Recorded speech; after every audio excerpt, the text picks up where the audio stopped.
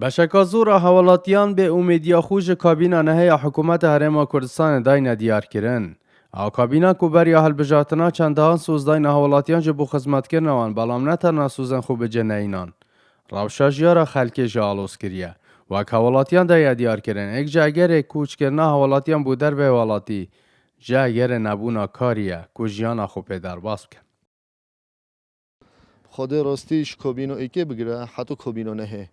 اما سه سال عالم بدره و واسطیو.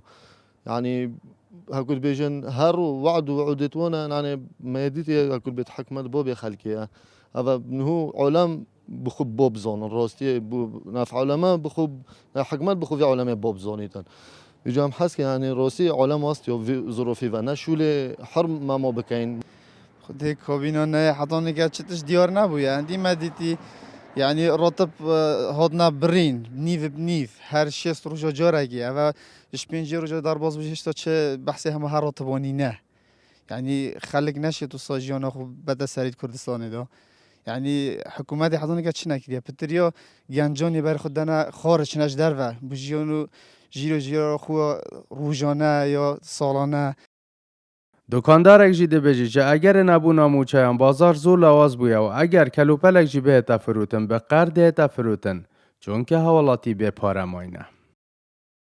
راستی سرعه یعنی دکاندار گلک تأثیری بد کردن یعنی گشتی همین کردستانی که بازار گلکی کمی عین بری نمایا و یا هک هبیجی دین گلک زیاد بن یعنی راستی بدینه تأثیر گلک مت کردن جوهی دارن که معاش همین هبیو بین دابش کردن دو پیچک حرکت کردن سیکه د علامت مرتاحت لی بهتن. با ماه چندین سالانه حکومت ارما کردستان نشیا ماف سرکی خلکی دابین بکد.